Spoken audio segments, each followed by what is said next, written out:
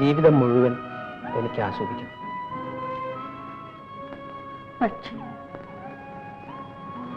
സ്വന്തം തടവുമുറിയുടെ താക്കോൽ സിന്ധിയുടെ കയ്യിലാണ്.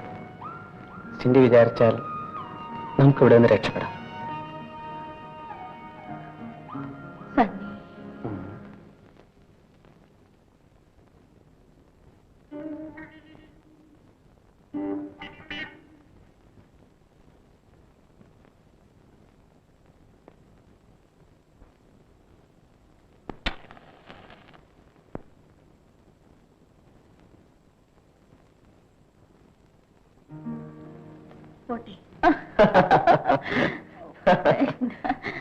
Okay, good night. Night.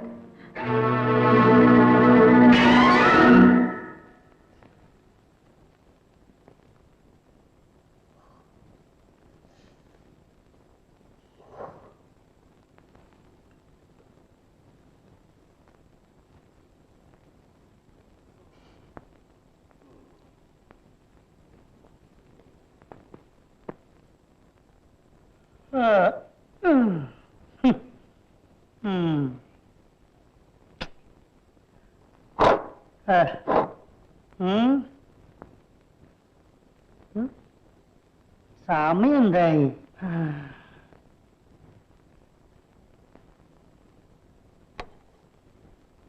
മണി 2. നല്ല വാച്ച്. ഇത് ഞാൻ എടുത്തോട്ടെ? അല്ല, പ്രയാസം ഉണ്ടെങ്കിൽ വേണ്ടേ? ഇല്ല, പാലേന്ന് എടുത്തോളൂ. ഇതിന് ഒരു സ്വർണ്ണ ചെയിനായിരുന്നു വേണ്ടത്. എന്ത് ചെയ്യാൻ കാശില്ലല്ലോ. സാറില്ല, സാഹിബിനോട് പറഞ്ഞു തരും, അല്ലെങ്കിൽ മകളോട് പറയാം. വേണ്ട. പിന്നെ സാറ് തരുമോ? തരാം. ഇപ്പൊ വേണ്ട, നാളെ തന്നാലും മതി. നാളെ കാലത്ത് ഞാൻ ഓഫീസിൽ വരാം. ഓക്കെ? ആ, പിന്നൊരു കാര്യം, ചിലപ്പോൾ ഞാൻ ആർക്കെങ്കിലും വിറ്റെന്ന് വരും. എനിക്ക് കാശിന്റെ സ്വല്പം ആവശ്യമുണ്ട്. ഓക്കെ? ഓക്കെ.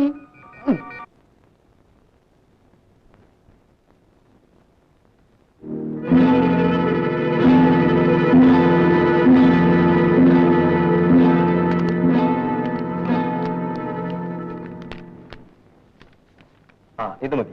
ഇനിയൊന്നും ചെയ്യാനില്ലല്ലോ? ഇല്ല, ആവശ്യമുണ്ടെങ്കിൽ എന്നെ വിളിപ്പിക്കാം. ശരി.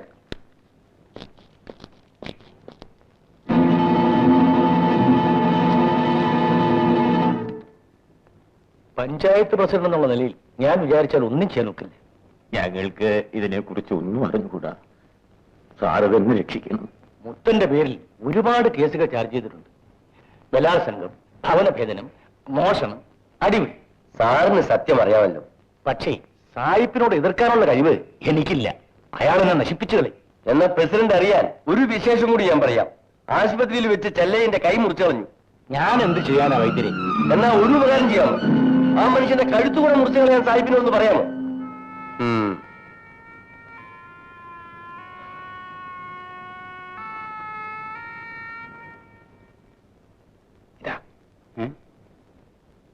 ഇതെങ്ങനെ കിട്ടി?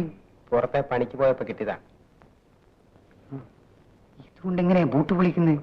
കണ്ണൂർ ജയിലും വിയൂർ ജയിലും ചാടിയത് ഒരു ലക്ഷം കണ്ണാടി ഇരുമാണി കൊണ്ടാ.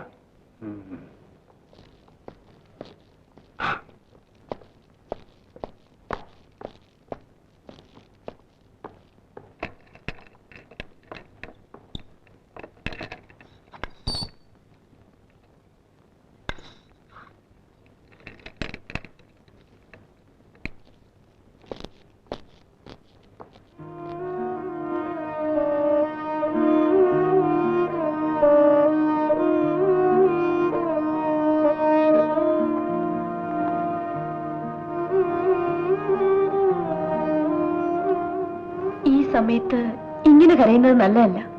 മുത്തന് ഒരു കുഴപ്പമുണ്ടാവില്ല. കുറച്ച് ദിവസം കഴിഞ്ഞിട്ട് അവൻ സുഖമായിട്ട് തിരിച്ചു വരും.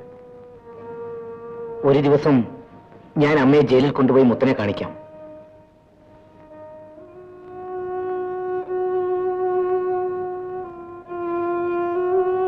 എന്താ അമ്മ വരുന്നു. ആ ദിവസത്തിന് ശേഷം അമ്മ ഒന്നും മിണ്ടാറില്ല. പല ദിവസങ്ങളിലും ഒന്നും കഴിക്കാറില്ല. തങ്കമ്മേ, നീ എന്തെങ്കിലും വെച്ചു കൊടുത്തിട്ട് വന്നാ മതി. വേണ്ട, ചോറും കറിയും ഞാൻ വെച്ചോളാം. വേണ്ട വേണ്ട, നിങ്ങൾ രണ്ടുപേരും ആയാൽ ആരും ഒന്നും വെക്കുകയുമില്ല കഴിക്കുകയുമില്ല. ശരിയാണ്, നാളെ മുതൽ ഇവള് വന്ന് ചോറും കറിയും വെച്ചു തരും. ഞാൻ പോകുന്നു അമ്മേ. വാവിന് മുമ്പ് പൂജ നടത്തില്ലെങ്കിൽ മാരിയമ്മന്റെ പൂജയല്ലേ, മാരിയമ്മനത് തക്ക സമയത്ത് നടത്തും.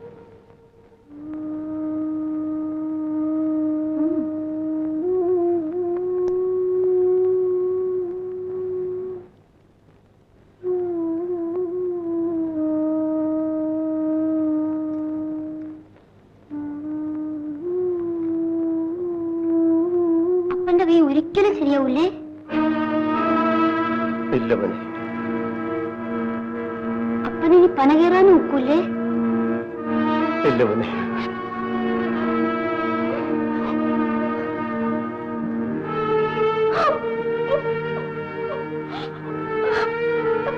ചെല്ലയ്യ,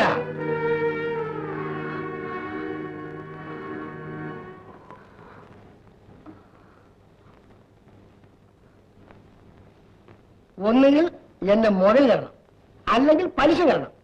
ഇത് രണ്ടും തരാത്ത ഈ പരിപാടി പറ്റില്ല. എനിക്ക് യാതൊരു നിവൃത്തിയില്ലഞ്ഞിട്ടാണ്.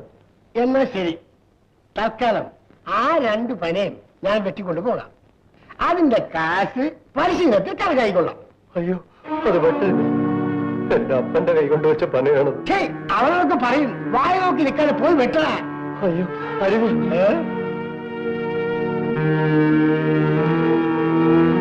വെട്ടണം.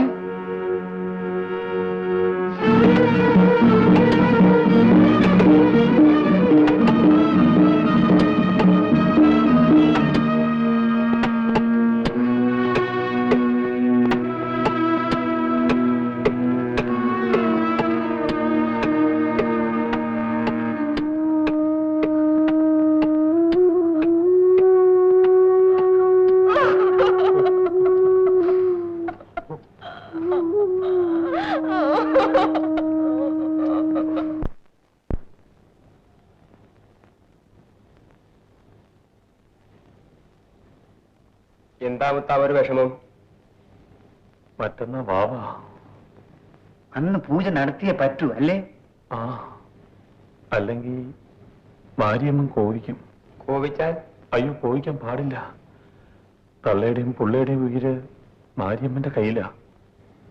തനിക്ക് മറ്റന്നാൾ തന്നെ പൂജ നടത്തണം. ആ, ഞങ്ങൾ പറയുന്ന പോലെ ചെയ്താൽ തനിക്ക് ഇവിടുന്ന് രക്ഷപ്പെടും. എന്താ ചെയ്യാമോ? എന്താ?